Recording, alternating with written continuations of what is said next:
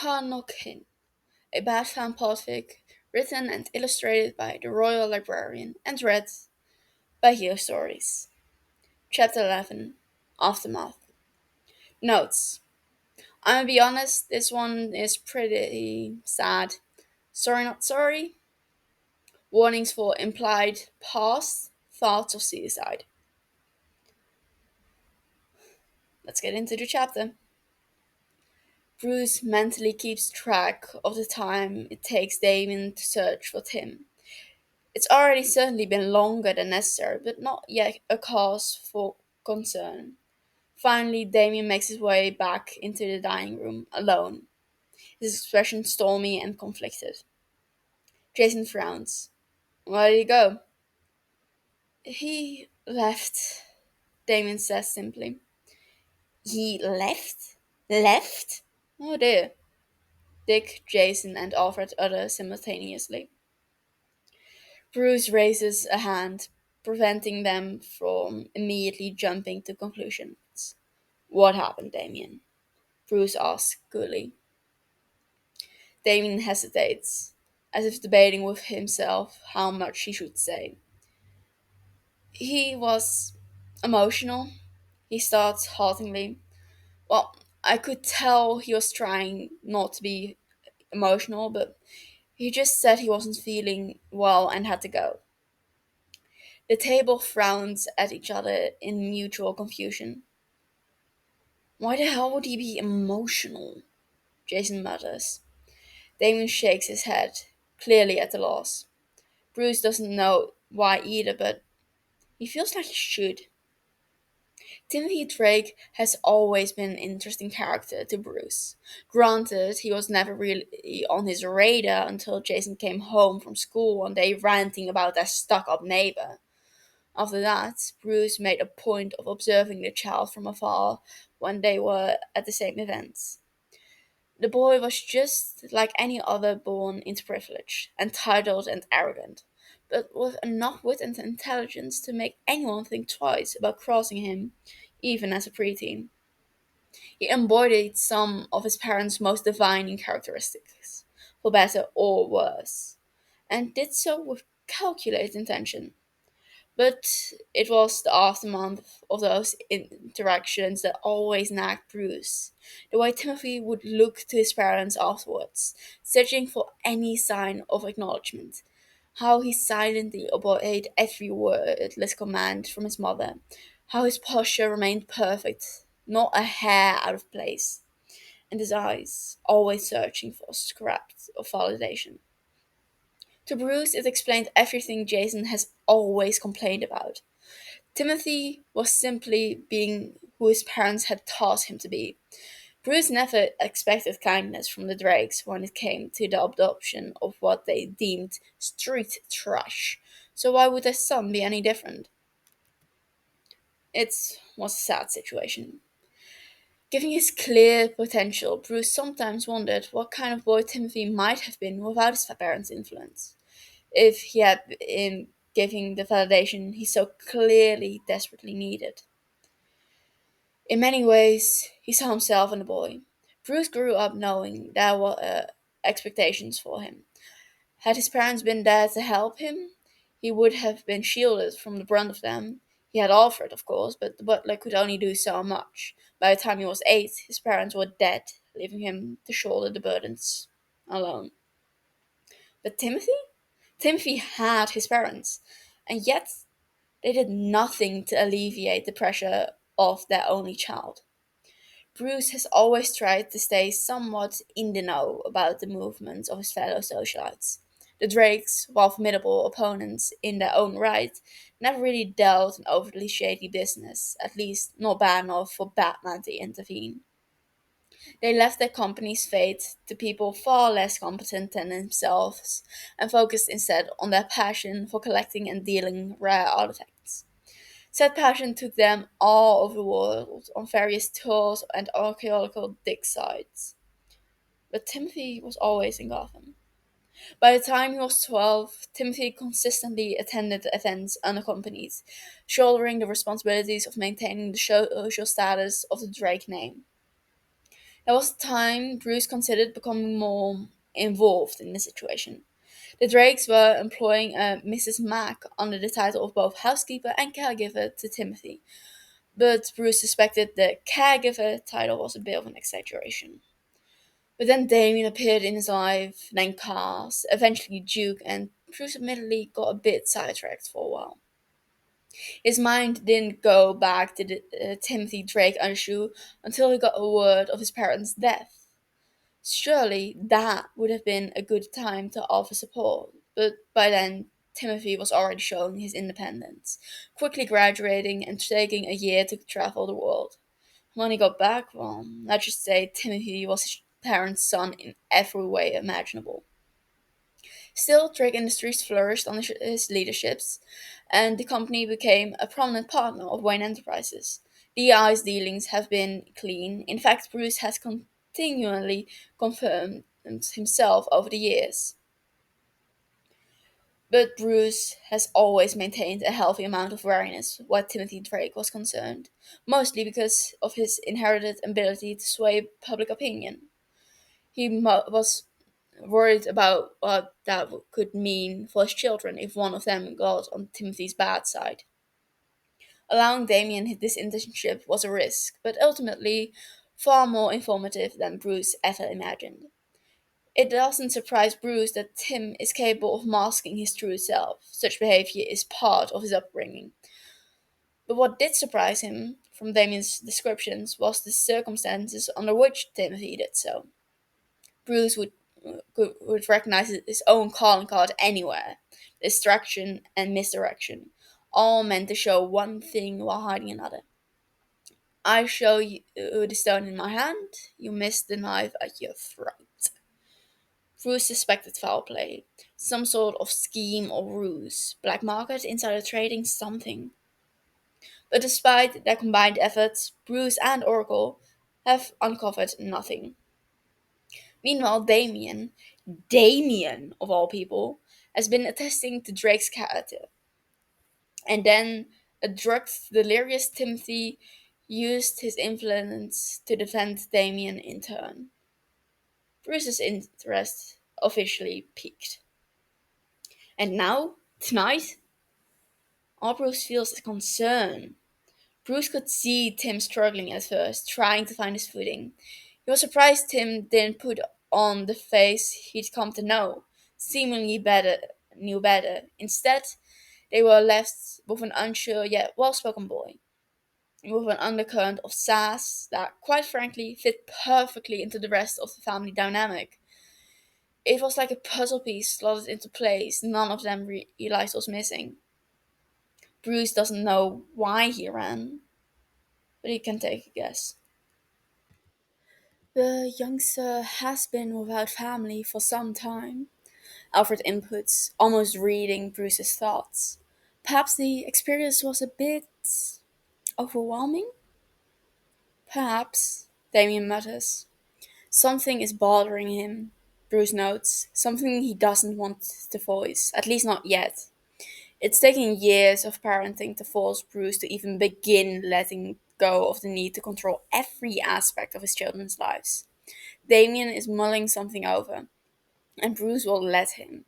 He can come to Bruce if and when he deems it necessary. Bruce hums.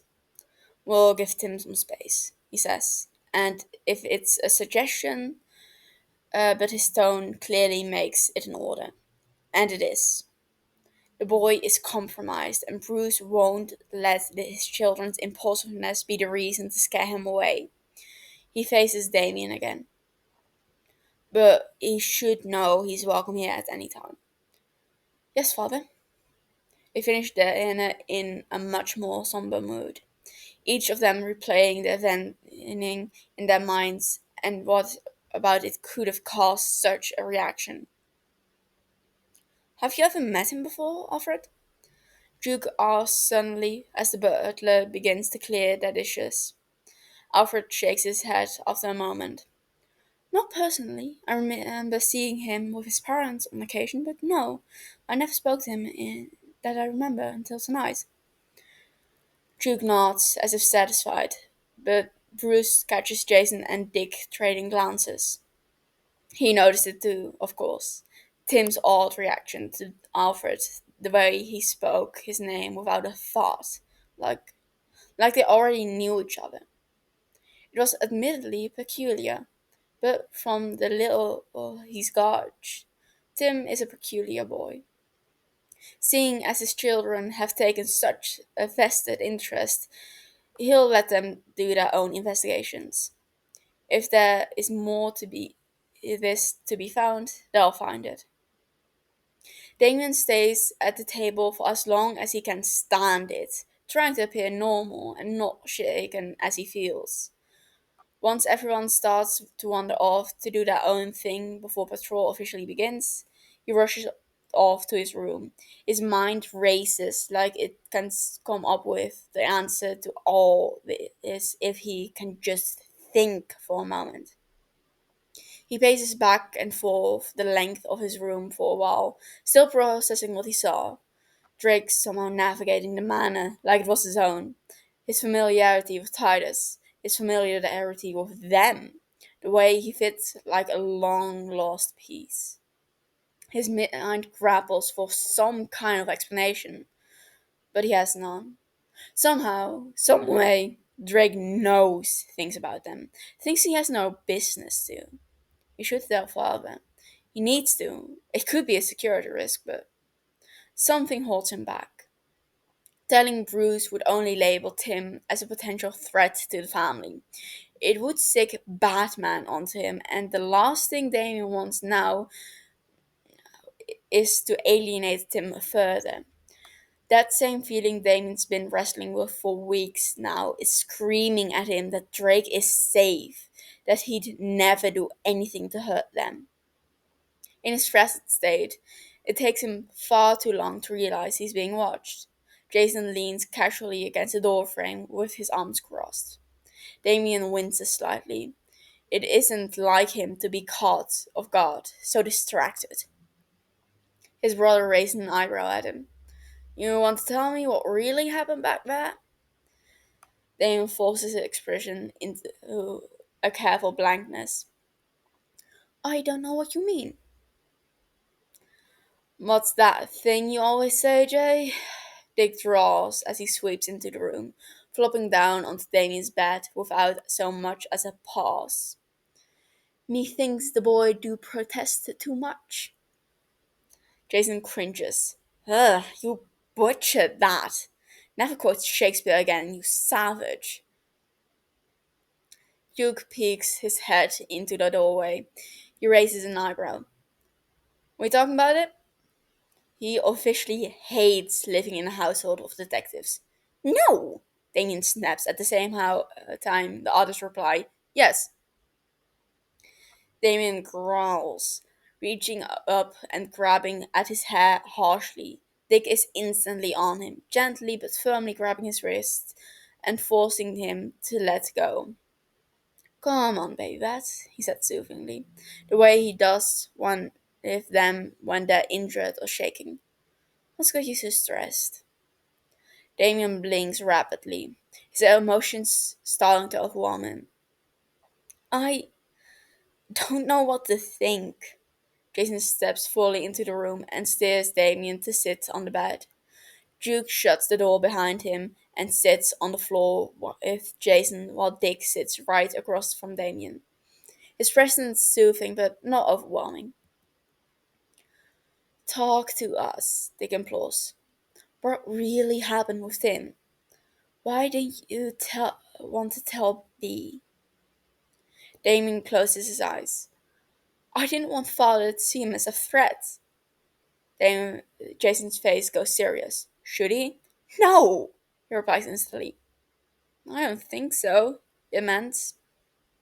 Walk us through it, Duke suggests. Damien takes a breath, and before he knows it, it's all spilling out of him. I found him in the restroom, but not the guest one in the next hall. It was the one in the east wing behind the Fox wall. They all frown. How did he? I don't know, Damien clips. Okay, go on, Dick encourages. Damien steadies himself. Titus was with him, he states. Jupe winces. Oh, I'm sorry, that's my bad. I let him out of the patrol without thinking. Ugh. Jason grimaces, knowing just how aggressive Titus can be towards strangers. Did you buy him? Is that why he left?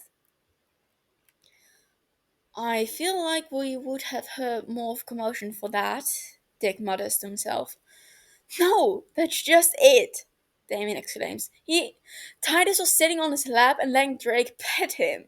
He had no issues with him at all. He was licking his face. The brothers stare at each other in mutual confusion.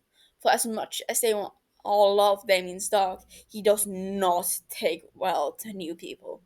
At all. It took Dick 2 weeks of staying at the manor every day for Titus to let him anyone near Damien. Titus licking anyone on the spot has never ever happened with Damien himself.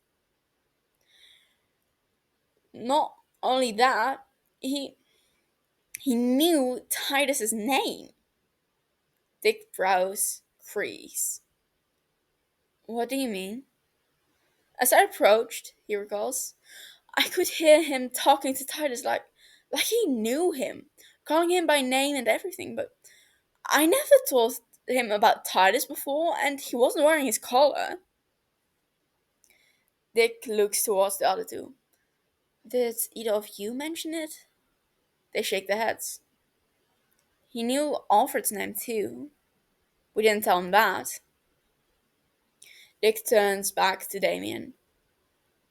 Have you ever mentioned Alfred by name since you've been his assistant? Damien thinks about it.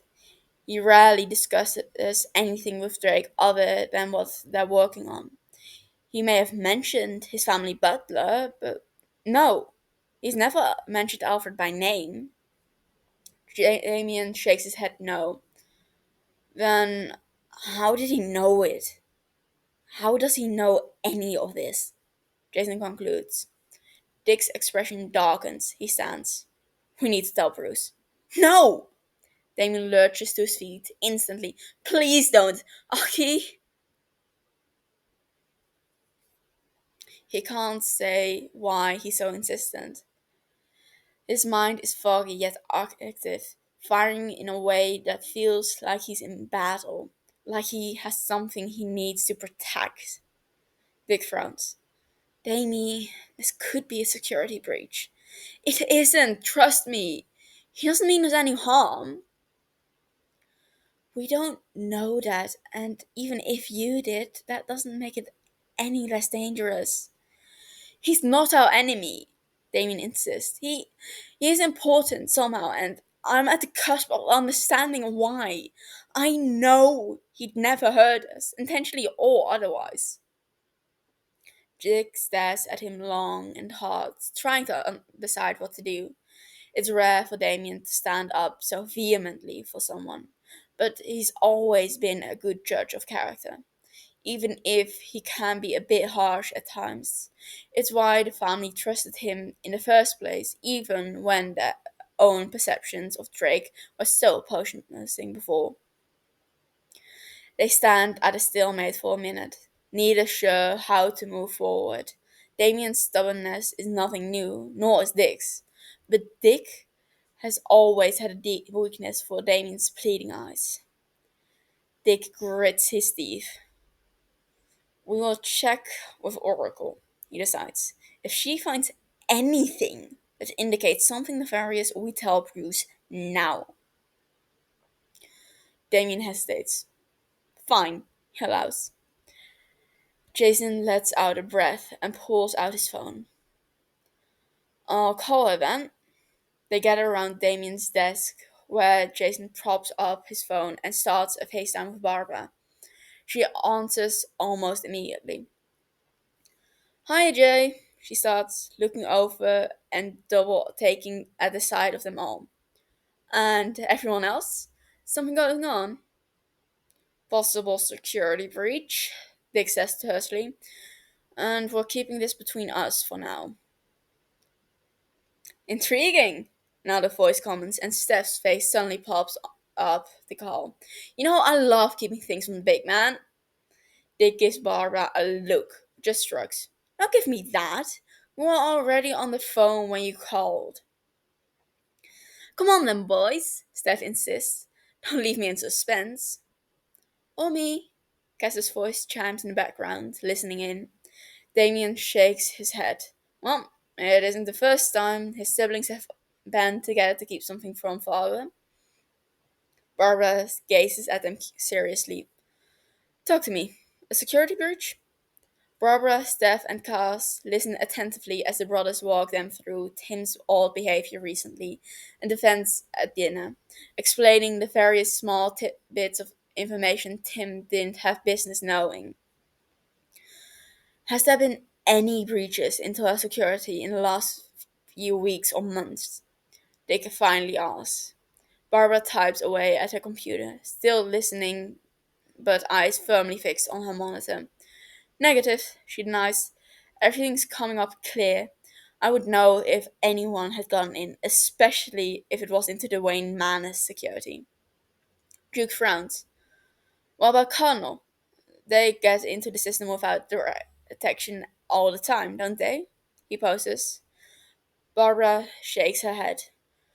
Cardinal knows their way in, but even they aren't able to get out without leaving a trace. The bad computer encryption notifies us when someone enters the network from the outside. I know every time they get in and what they do, but Cardinal hasn't touched our network in over 3 years since we started working directly, and I've never seen them or anyone for that matter touch Mana security. Drake could just be well informed, Steph points out. Or maybe he's a stalker. I could see him being the type. Dick shakes his head. The fact we even have Titus isn't public knowledge, let alone his name. He'd have to be spying on us to know something like that. Which I can guarantee you he isn't, Barbara says. At least not from the security cameras. He could potentially remember the man's layout from all the times he attended events here, Jason suggested. Maybe he came across that bathroom sometime in the past? It's a stretch, Duke says, but knowing Alfred's name isn't so crazy. That's public knowledge, isn't it? He goes by Mr. Pennyworth at events. Gus's face appears, sliding in beside Steph. But anyone would be able to look it up, yes. He said it so confidently, though, Dick says thoughtfully. It was like he knew Alfred personally. You guys saw how tense he got when he first saw him. The brothers nod in agreement. Anyone with eyes could see it. Steph curses.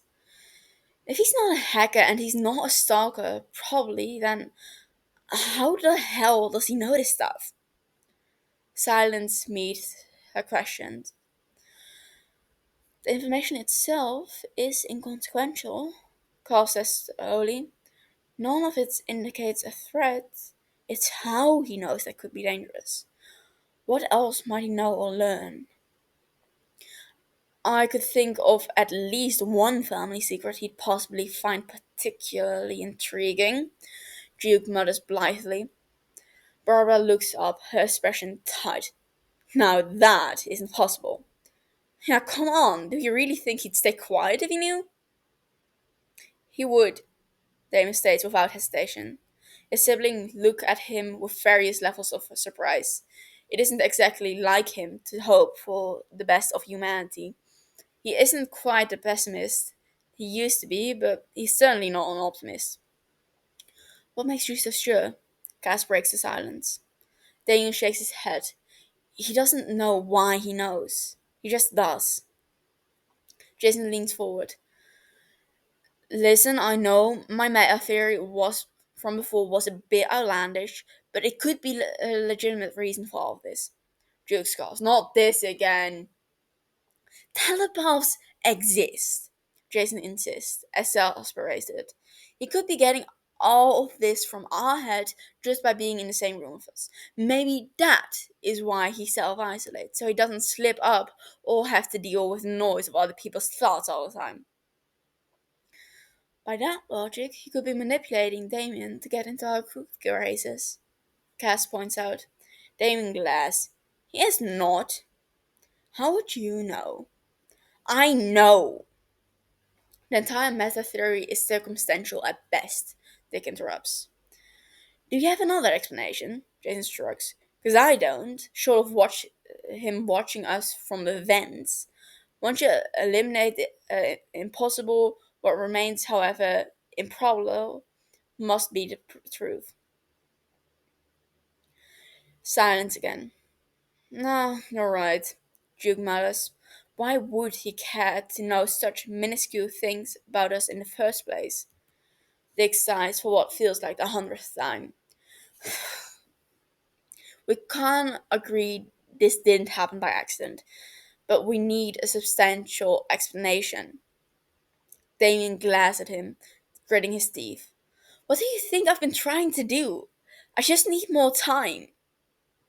Dick raises his hands, gesturing for him to calm. Fine. We don't tell Bruce yet, only because we don't have actual proof of anything. But Damien, if there is even a possibility he knows our other secrets, we have to know. Damien slumps down into his chair, tilting his head against the back of it. Despite every instinct telling him Drake isn't a threat, realistically, he knows Dick is right.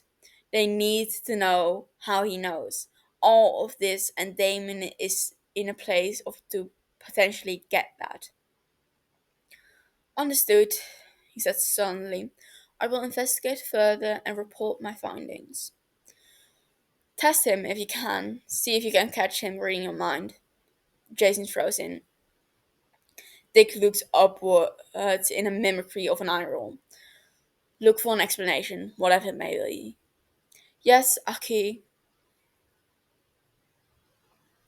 We must be patient, Cass advises sagely. Time will reveal all. I will keep searching, Barbara says above the sound of her typing. But like you said, the information you're talking about doesn't exist anywhere digitally. Something else is definitely going on here. Steph and I will be finished with this mission soon, Cass reminds them. If I can meet him in person, I may be able to gauge his motives. How long? Dick asks. A week, maybe two, Steph answers. Dick nods. We will talk again next week then. Good luck with everything, Steph huffs. I think you'll need it more than we will. Tim manages to keep his tears at bay until he's locked away within Drake Manor, but as soon as he's safe, they well up beyond his control. He staggers through the mansion, pulling off his rough work clothes, and as he goes until he's left in just his slacks and undershirt. He makes it to the library and opens up the safe room, practically flinging himself into his chair. He curls his knees up to his chest and wraps his arms around himself, burying his face down between his legs. Going there was a bad idea. He shouldn't have let them so easily manipulate him into it. He should have fought harder, make some sort of an excuse. At the time, he felt like anything he made up wouldn't have been believable, but the alternative would have been better than whatever the fuck that just was. Tim shakes his head as if that will shake off the thoughts, the emotions, the evening dredged up away, but to no avail. Tim has always felt strongly, too strongly. His parents had deemed him a clingy child by the time he was 4. He always wanted more, they said. More time together, more hugs, more attention. Tim heeded that criticism and tried to rein himself in. He curbed his worst impulses and learned to hide how he truly felt. Eventually, he successfully gained his parents' trust. Maybe too successfully. By the time he turned 8, they decided he was old enough to take care of himself while they were away, leaving Tim alone. It was then that the intensity of his emotions truly became a problem. Tim was miserable constantly and so very lonely. He dealt with it, of course, because what other choice did he have? He buried his sorrows in his obsession, his favorites being photography and Batman and Robin. Combining the two came as easy as anything. Tim found happiness in it, or at the very least, a good distraction. But sometimes the feelings still overcame him. By the time he was 11, he had learned a handy little trick. With the feelings became too much, Tim would just turn them off, like a switch in his brain. Instead of overwhelming, crushing weight of his emotions, it would simply be numb. Numbness had its own drawbacks, of course, but it was far superior to dealing with the emotional nonsense. At first, he would use the ability sparingly, only when he was truly overcome. But then Jason died. Batman went off the rails, and Tim was needed. He couldn't have the luxury of grieving someone he never knew him, not when the father of that boy was falling to pieces with nobody but Tim to hold him together. Tim's emotions didn't matter. All they did was hinder him. Over time, numbness became almost instinctual. He'd barely even need to think about it. When he was overwhelmed, his brain would just simply let things go. It was fine for a while until the numbness wasn't just sometimes, it was constant. And then Tim started thinking things he knew he shouldn't. Like, like what even was the point of it all? Had Carlos not been there to intervene? She got him help, made him get help, and Tim allowed himself to feel again, even when it was bad, even when it was terrible. He still compartmentalizes. He can't function without it, but he doesn't shut his emotions off completely. Not anymore. He made a promise to his sister, and even if she can't remember, it's a promise he takes serious. Never has he been so tempted to go numb again. Tim fights with himself for a while, fights the urge to let it all fade into nothingness, fights to put the feelings back into the neat little boxes he crafted for them. He needs something to do, needs a distraction. With barely a thought, Tim turns on his computer, eyes scavenging across the case files for something to do. But he doesn't have any new cases. He sighs, frustrated. He hovers the mouse over the only other folder on his desktop, the photos he took a week ago of the drug bust. He hasn't had a chance to go over them yet. His photography has always been his go-to distraction since he was a child, even when he himself became bad. It's probably counterproductive to his goals of not thinking about them right now, but maybe that's therapeutic in its own way. Tim clicks the folder open and starts going over the photos, quickly discarding the rejects and organizing the good ones. He does his best to ignore the subjects of the photos, working purely from an artistic standpoint, looking for good color, composition, and value balance. It works for a while, but not forever. He thought he could handle it. He's been around the Waynes occasionally without too much trouble in the past. Why would dinner be any different? But then again, back then neither party wanted to be in each other's vicinity for longer than necessary. He didn't expect to be so welcome. Didn't expect him to act so friendly, like they wanted him there. He didn't expect the Waynes to act so like themselves, like the friends he remembers having once. It was easy to fall into a conversation with them, to tease Jason about his new favorite movie, to maintain the banter they used to engage in constantly. In the previous timeline, Jason would always make references no one in his family understood.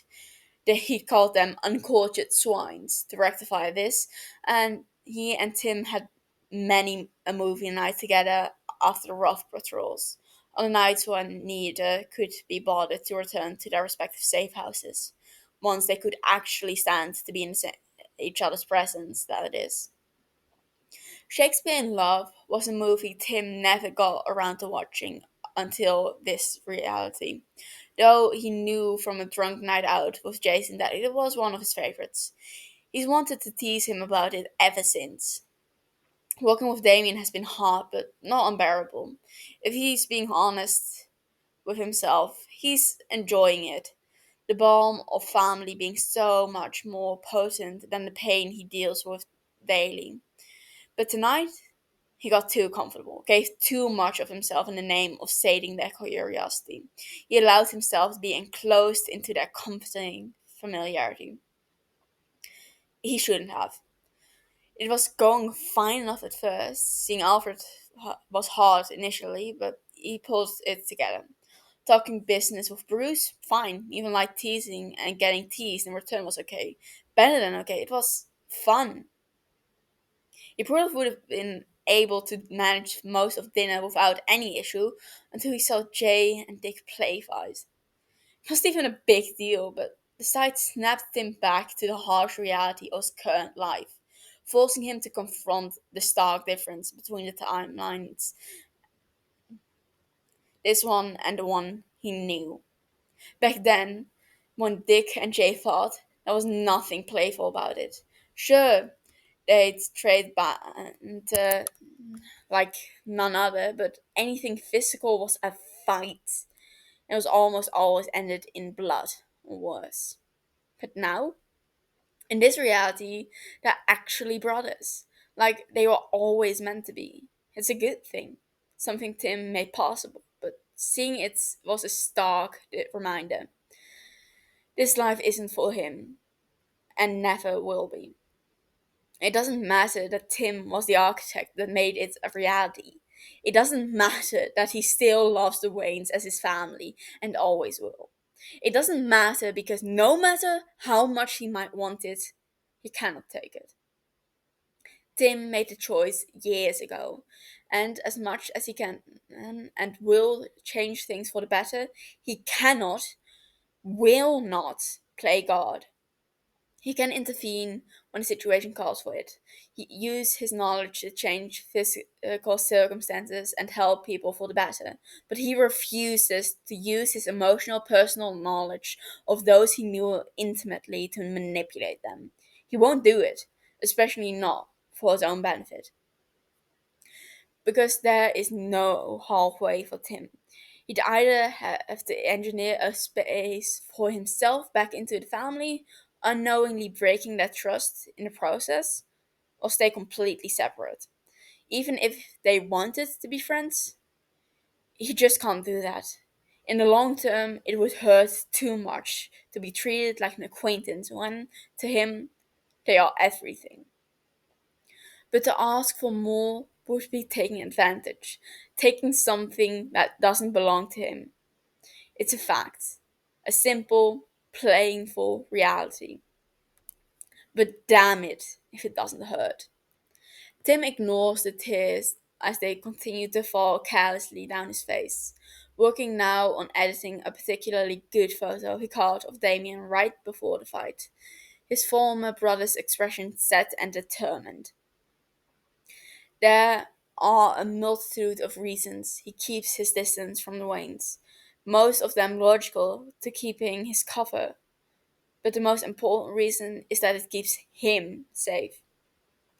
It keeps him separate from the heartbreak, from the gaping wound Tim lives with, from the fierceness of his emotions. Tim needs to be functioning to do his job. He doesn't have the luxury to fall apart. His hand shakes so hard he has to let go of the mouse. But sometimes he doesn't have a choice in the matter.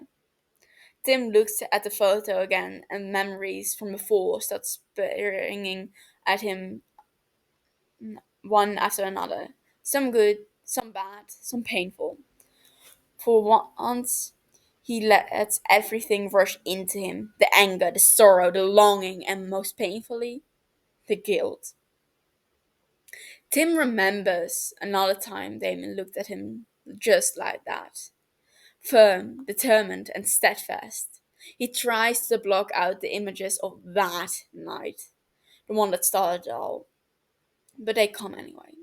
Against his will, he relives the sight of it, the sound of his name whispered with bloodied lips, the same as he heard less than an hour ago.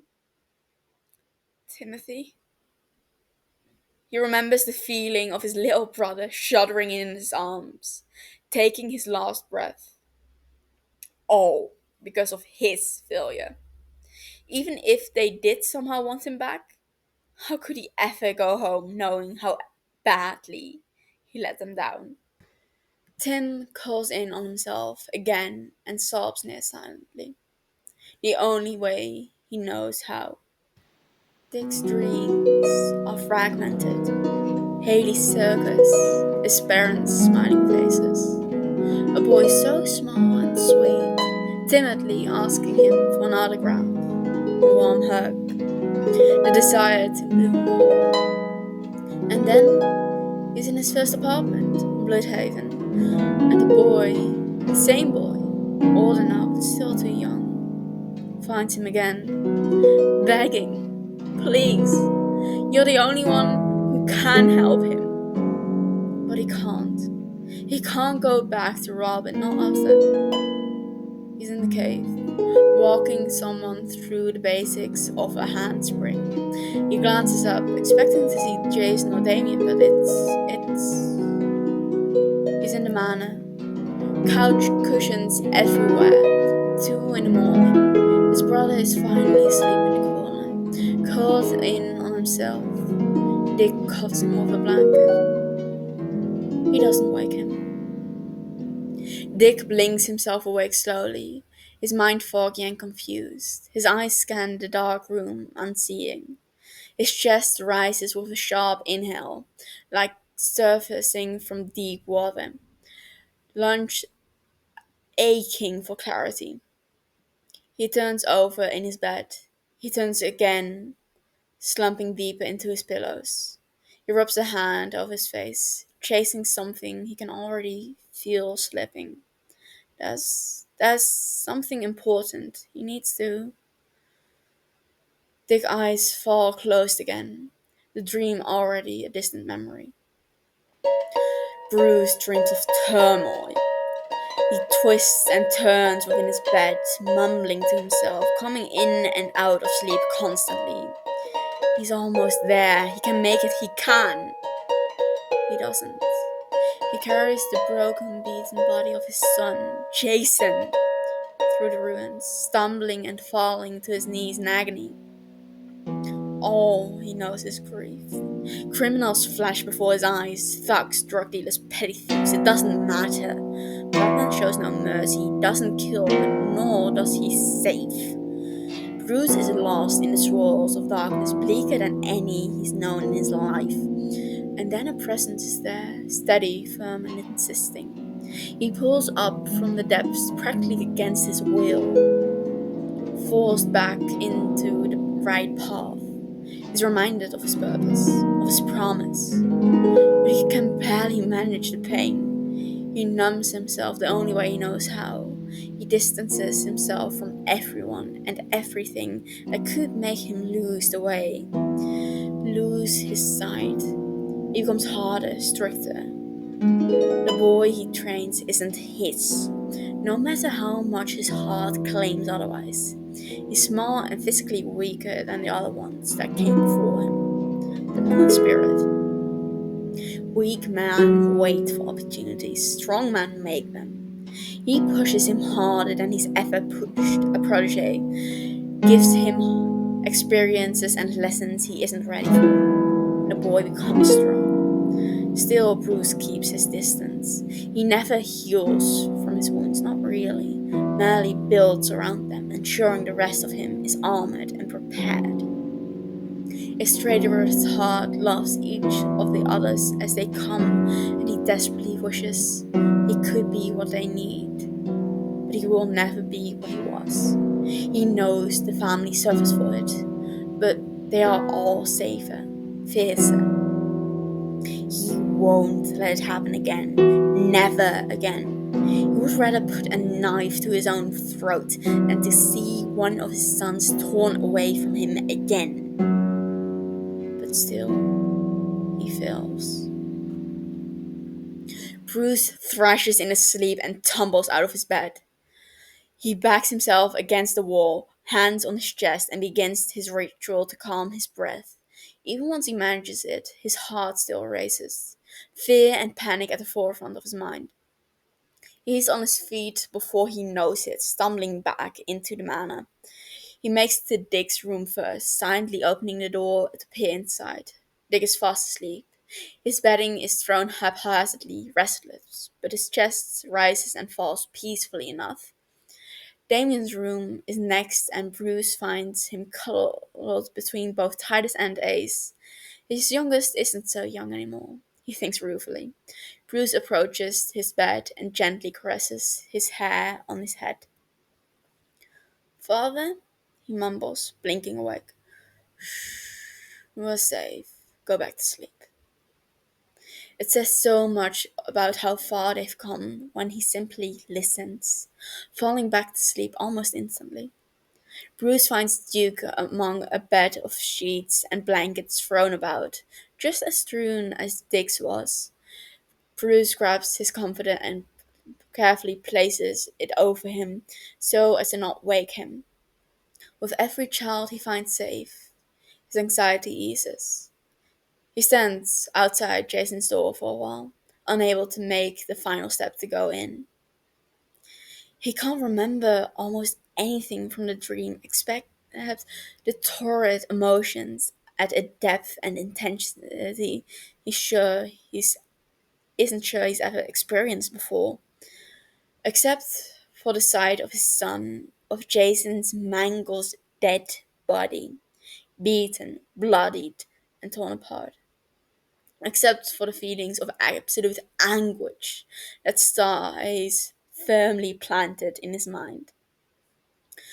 The door in front of him creaks open, and Jason sticks his head out. Am I going to come in, or just gonna keep being creepy out there? Jason snarks, his voice groggy. Bruce huffs and follows him in. What are you even doing up, old man? I could ask you the same, he replies. Jason flops back down on his bed dramatically. Sleep and I have not been the best of friends lately, he sighs. Bruce hums sympathetically. I can relate. Yeah, the more I see in the world, the more material our minds have to haunt us, he sighs. But it'll pass. It always does. Jason squints at Bruce, analyzing him in a way that only his children seem to be able. Something spooked you, he observes. Bruce swallows, blinking away the bloody images that flash before him. It was just a dream. Jason furrows his brow and opens and closes his mouth twice before seeming to change his mind. Yeah, just a dream. Bruce clenches and unclenches his fists. He should go back to bed, but he has to make sure. You know I love you, right? Bruce blurts. Jason's eyebrows fly open to the top of his head. Feeling sentimental? Jeez, that dream really did shake you. Jason, he sighs. He knows he doesn't say it enough. Knows he isn't as emotionally available as what his children need sometimes, but I know we've had our differences, our disagreements, and we probably always will, but I just need to know that you know that. Jay softens, his eyes sympathetic. Of course I know, he breathes. We all do. Bruce relaxes. Good. The tightness in his chest eases a bit more as he gazes down at his brilliant, healthy, alive son. He smiles just a bit. Get some sleep, chum. Bruce walks back to the door, gently easing it open and closing it softly behind him. Good night, Dad. He hears quietly just before it shuts. Bruce smiles and heads back to his room, pulling out his phone to check Cass and Steph's vitals as he does. They aren't sleeping, but that's no cause for concern. They're still in the middle of a case. He'll check in with them in the morning, he decides. Barbara, too, is safe and sound at the clock tower. All is well. He barely got an hour of sleep before his dream woke him, and he'd prefer a few more hours before tomorrow. But as he settles down again, his mind refuses to quiet. He methodically reviews what he just physically confirmed for himself. His children are safe and secure. Steph and Cass have each other. There's no reason for alarm, no reason to be anxious. Yet his subconscious persists, insisting he's missed something. He mentally counts and recounts every one of his skits, trying in vain to calm the unease crawling beneath his skin. But no matter many times he does it, his mind keeps insisting he's forgotten one. Notes. First of all, thank you to everyone who's been supporting this story thus far. You have no idea how much it means to me. It literally makes me so happy knowing so many of you are enjoying it. I originally planned for 17 chapters, but that number has been steadily creeping upwards as I've continued writing. I'm currently in the middle of writing chapter 18, and I'm sure the story will continue at least until 20 chapters. Reader's notes 24. With all that is being said, I've decided to take a break from posting regularly until I completely finish this story. It's important to me that the story is cohesive and that the ending has all been properly built up and fleshing out it deserves. I feel like I owe you guys my best, you know? The story will not be abandoned, I promise you. Once I get everything done, I will post twice a week to make up for the delay. I'm starting my master's degree in August, so I'm definitely want to have it done by then. Lastly, I want to hear your thoughts and how things currently stand. While I have things mostly plotted out, what do you hope you get to see by the end? Please let me know. Your comments literally keep me going. Thanks again for all the love. That's just a really sweet note. Um, Arthur definitely managed to write a well and cohesive story. And to make up for last chapter, two little flashback memory dream sequences. As of recording this, I don't know yet for sure what kind of motif or music I want to play during them, but well, I have the time. Like I've posted chapter 2 last Sunday. This is chapter 10. About now 11 even. But yeah, that was chapter 11. I hope you enjoyed. Subscribe if you want to make sure you always um, get the next uploads. I upload on Saturdays and Sundays. But depending on where you're on the world, those might be Sundays and Sunday nights. Bye.